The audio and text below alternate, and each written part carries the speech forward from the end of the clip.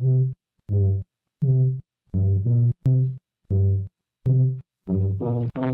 gabbing with Greenwood Gab. Hey, welcome back, everybody. We've got a very special episode for you today, but I guess I should introduce myself. This is Sarah. And I'm Natalie, and welcome back to Greenwood Gab. You may not know this, but it's American Archives Month, and we have a very special guest with us today to talk about what it is to be an archivist and fun things about archives. And it's Jamie Krogh, our very own archivist. Friend of the podcast. Yeah, am I like the most recurring visitor? I think you might have surpassed Brent now. Yeah. So yes, I feel very special. I'm very welcome. Thank you. Yes. All right. So let's transition and get into this interview.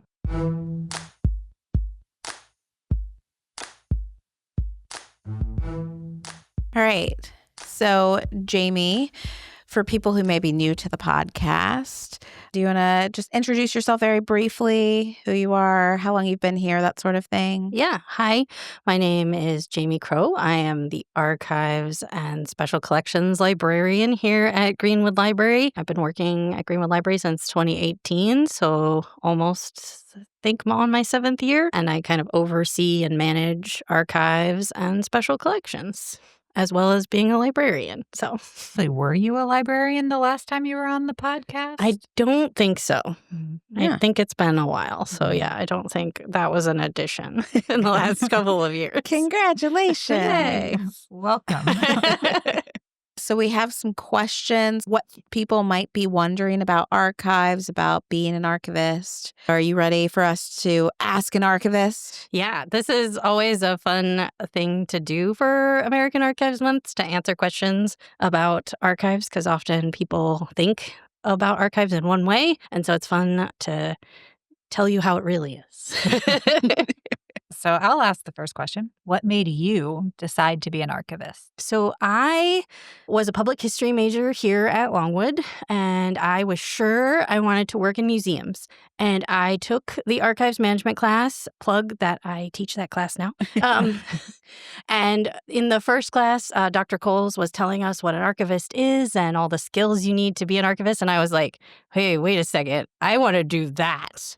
He just made it sound so exciting. And then I kind of switched gears and started kind of working towards becoming an archivist. So that was kind of my aha moment. Shout out to Dr. Coles, still here. It's very weird to be in classrooms now and teach those classes with Dr. Coles. There is a very full circle, trippy moment.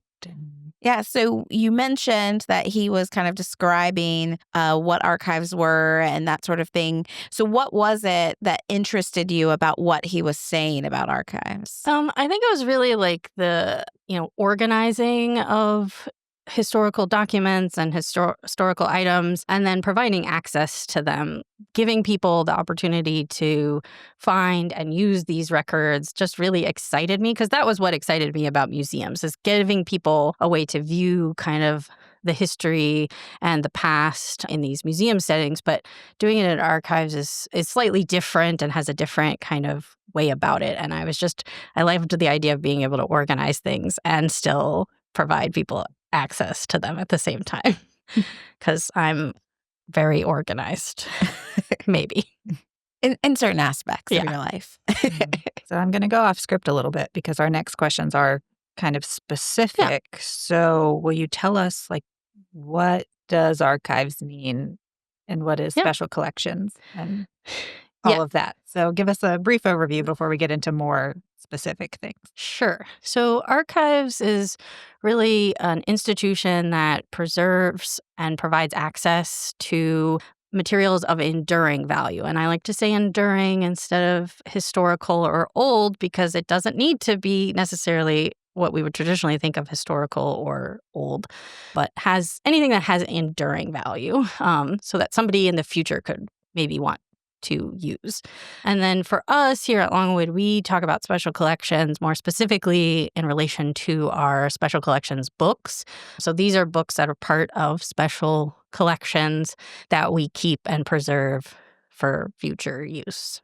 And those don't circulate, nor do the archival materials, and that's just to protect them from damage over time. Not going completely off script, I'm going to jump down a couple of questions and then we can go back up, because one of the questions on here, you were mentioning how we have to preserve them. And so we have to be careful with access and that sort of thing. But you also mentioned that one of the things that drew you to archives was providing access to people. So are archives open to the public, or are they only open in certain ways or to certain people? How does that work? Yeah, so we definitely want people to use archival collections. I think all archivists crave for people to use our collections. It's our favorite thing. But the collections are not just open for browsing. So there are sometimes restrictions, or you have to ask for permission to access specific things. So most of the time you want to reach out to an archivist and say, I'm doing research on this topic.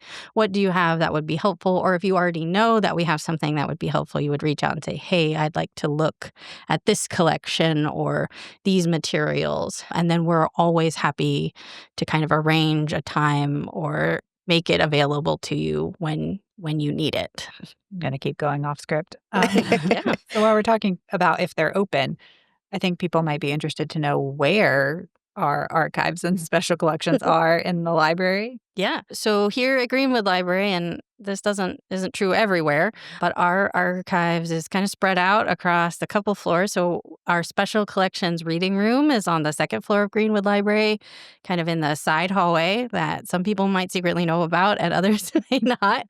And so we have a collection up there. That's our Virginiana collection of books. So those are all books focused on Virginia history and local history related to the Prince Edward School closings. And then the rest of the archives and special collections is located in the basement.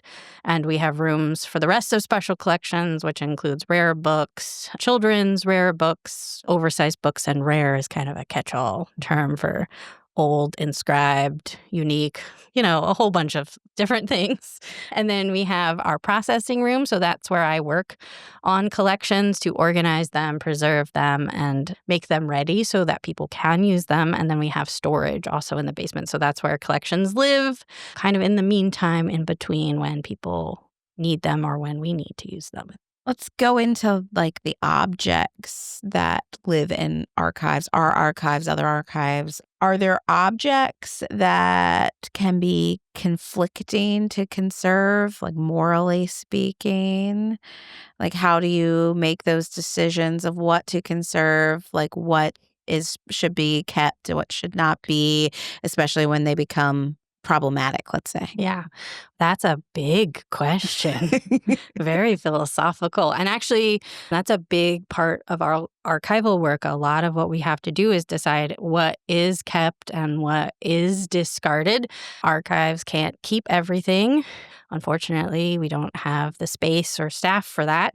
And not everything has enduring value. So we have to think about how collections and items are going to be useful in the future to researchers.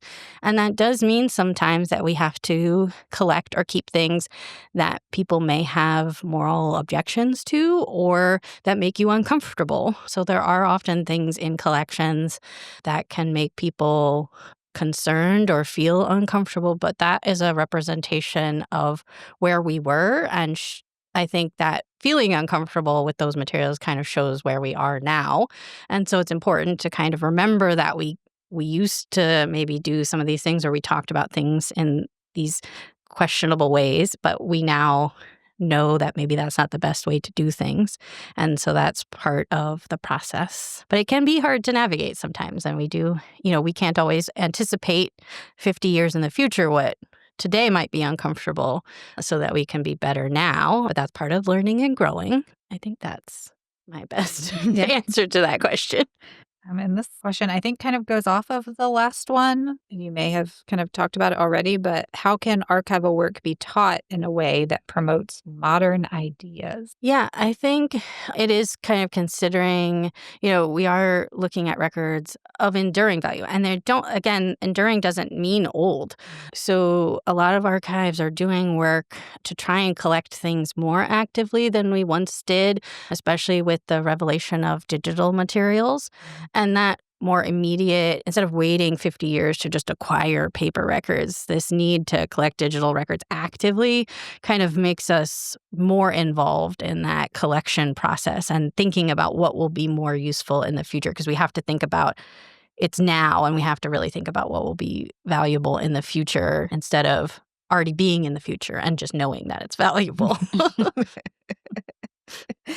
As you're talking about like preserving and now with this digital aspect of your job, what kinds of measures do archivists take to ensure that the items in their collection are preserved, that they don't deteriorate, don't get damaged? I guess with digital stuff, that the technology that they're saved on doesn't go out of date. What kinds of things do you all do? Yeah, that's also there's lots of factors that go into preservation. So first off is, what is the material? Paper requires different measures than textiles, which is different than how I would preserve a digital record. So they're each kind of involve different things. For physical objects, some of the most important things are temperature and humidity. If we can just manage temperature and humidity, if we keep the temperature a little bit lower than what's comfortable for most humans at like 68 degrees, and we keep the humidity nice and comfortable at 40%, paper will be fine for a very, very long time. Also, sunlight is generally pretty bad for physical objects. Sun damage bleaches the color out of things. And once that happens, you can't repair it. Sometimes with water or temperature issues, you can repair that damage. But with light, it's once it happens, there's no going back, unfortunately. And then with digital records, some of the things we do is manage obsolescence. So we want to make sure that the media that something is stored on, obviously, if any of the listeners know what floppy disks are, we don't use those anymore. And so they're obsolete now. DVDs are almost obsolete, not quite, but pretty close. So we want to make sure that materials that are on those disks are taken off of those disks so that we can access them. And then we kind of do things where we check authenticity of digital records. Digital records can change quite often. So we check to make sure that they're not being edited or changed. We call that authenticity and credibility. And we do that with a bunch of different technical measures that I won't get too deep into. As well as with digital records, we can have something called bit rot, and damage just inherently happens to digital records. So we often save them in like multiple places and keep backups of things so that if something is damaged, we can always restore it from another version. So those are just a few techniques for digital records. I think it's interesting to think about the fact that we can preserve paper and stone carvings from hundreds, if not thousands of years ago, maybe more easily than we can preserve something that was created 20 years ago, but was saved in what is now an obsolete disk type or that sort of thing. It's interesting to think about. Yeah, digital records are entirely a different thing. And I think people often think they're so easy to access, and we take them for granted so much, I think, that people don't realize how really fragile they really, really are until you have a problem. In addition to that, storage space, physical storage space takes up a lot of room, and it's not cheap or free, but digital space is also not infinite. And I think a lot of people think that digital space is infinite, but it is not. And we do have to still make decisions about what we keep, even though it's digital, because we don't have the space for everything. Is archives a similar environment in real life compared to how Hollywood shows archives? I would say the media representation of archives is generally incorrect. I think one of the first best examples of this is media often shows archivists wearing white gloves, and everything must be handled with these white gloves. And in fact, we very rarely wear white gloves. And even if we wear gloves, they're not the white cotton ones. They make it very hard to hold things or turn pages.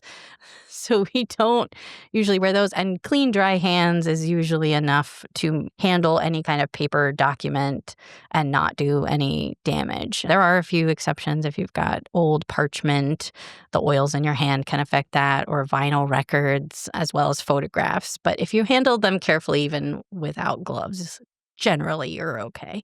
So that's certainly one thing media gets wrong, as well as I think media often represents archives as things stored in basements, hidden away. And while they are sometimes stored in basements like ours, they And they are, not open to the public. They are accessible, and we do want people to use them. So it is not that we keep things so that no one else can get to them. In fact, what we're doing is keeping things so that people can use them in the future. I'm going to put you on the spot a little bit. Sure. But do you have, whether it's accurate or not, a favorite Hollywood representation of archives, like a movie or TV show? I have several. I'm trying to think of which one my favorite is. I know there are maybe two that I really, really like. One is from Captain Marvel, because they go to the military archives because she's looking for her service record, and they show kind of the stacks. There's a big fight in the stacks too, but and they do break in, which they maybe don't need to do, but she's a superhero, so it's okay. But the row of stacks and the mobile storage, I think, is actually fairly accurate to what an archives looks like, and so I appreciated that one.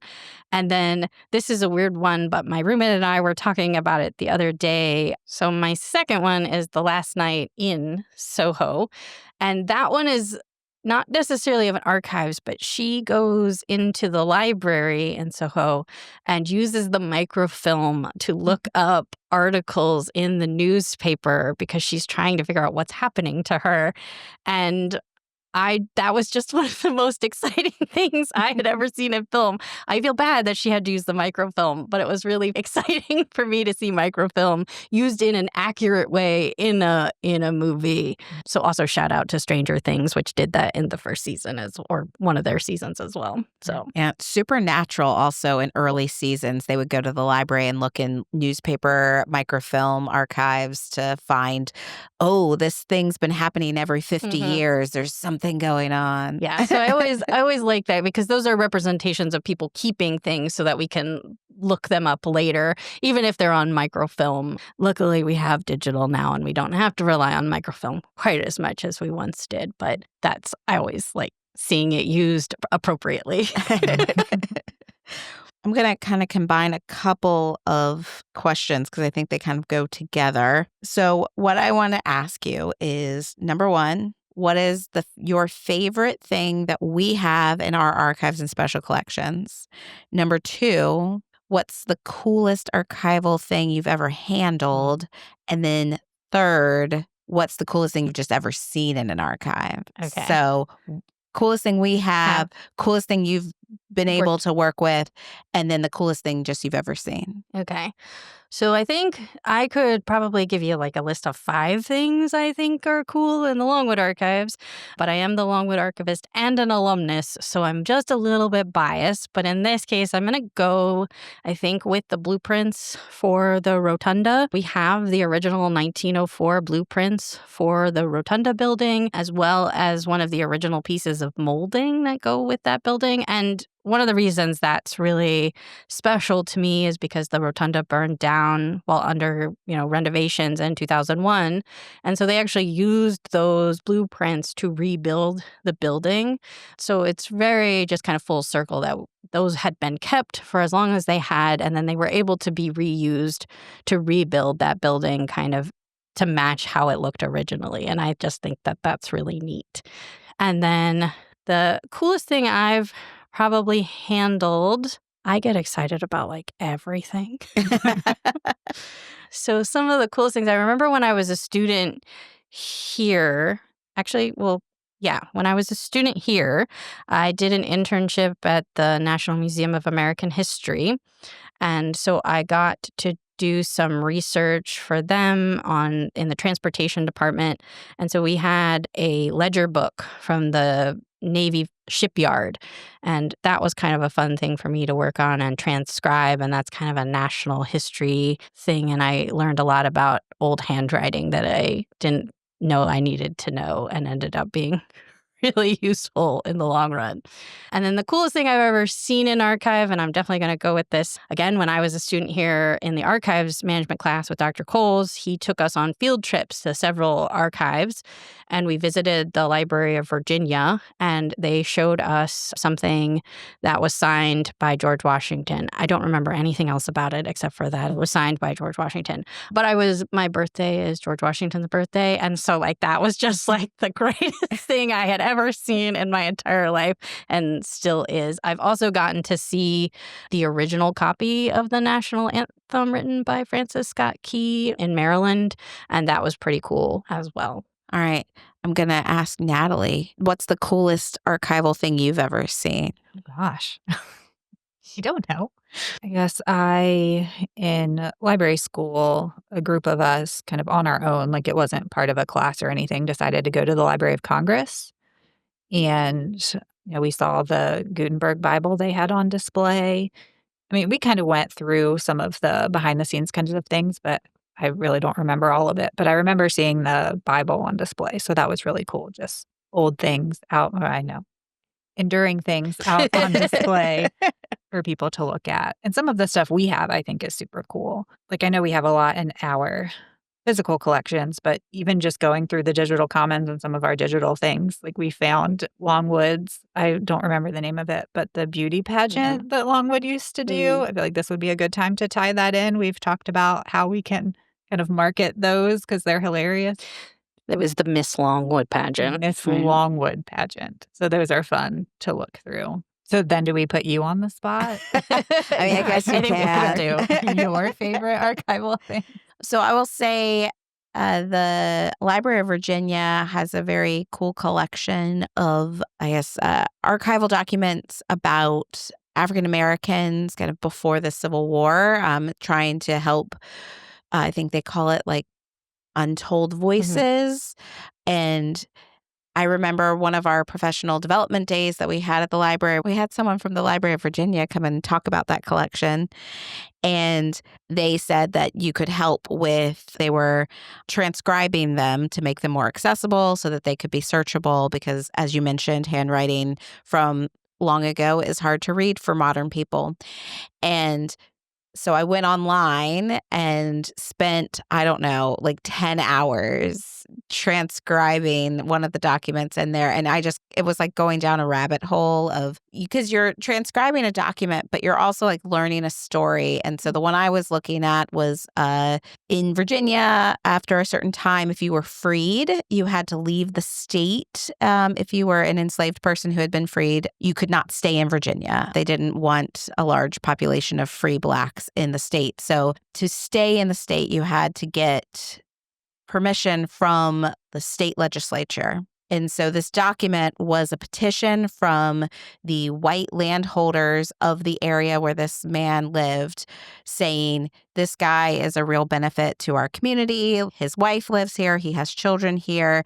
He is a skilled laborer, so he will continue to help our community grow and, do these kinds of this kind of work that we don't have anyone else to do. And so it was signed by, I don't know, like 50 different white landholders saying, please let this freed enslaved person stay in our community.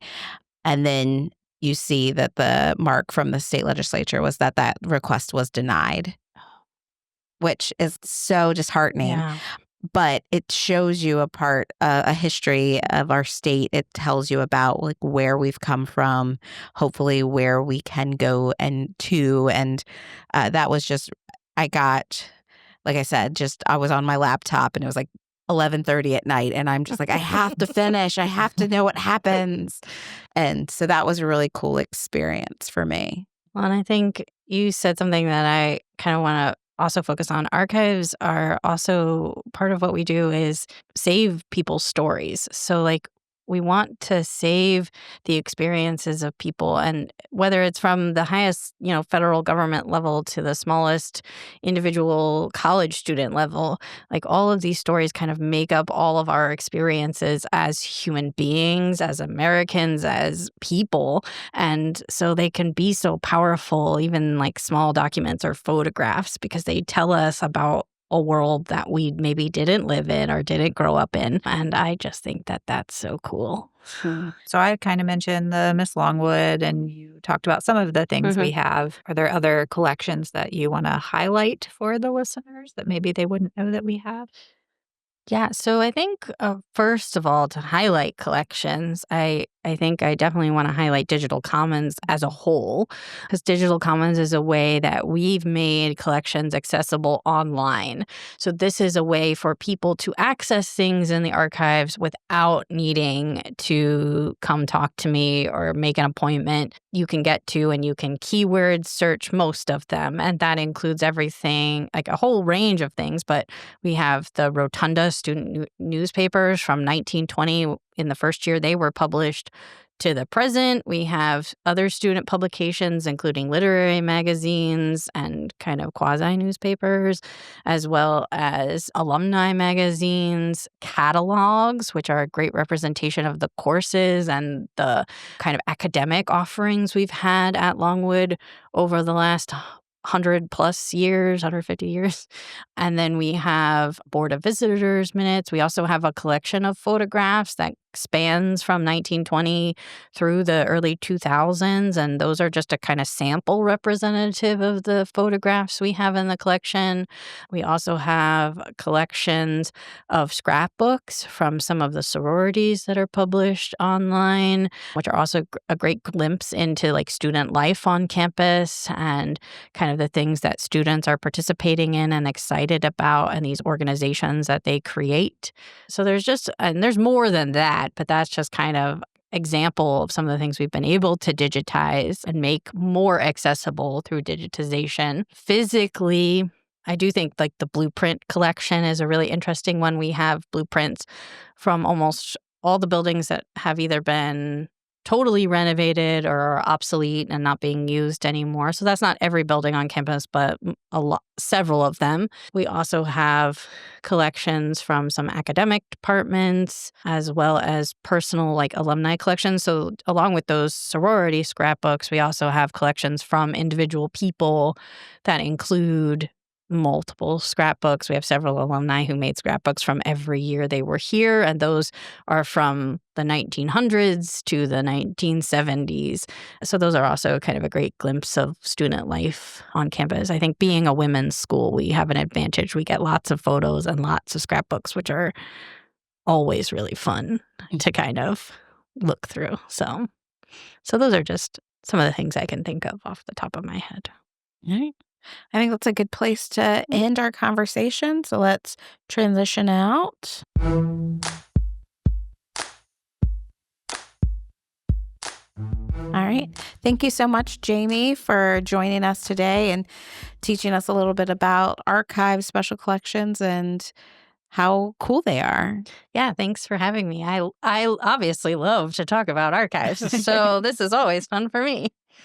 So if you also would like to talk about archives, please reach out to Jamie. She would be happy to talk to you about our collections and the various things we have for you to look at. Absolutely. Her contact information is on the library website. Yeah. And I'm sure she'd be happy to help you figure out how to make archives integrated into whatever you're interested in. For sure. All right. And I guess now all there is to say is Have a great. have a great.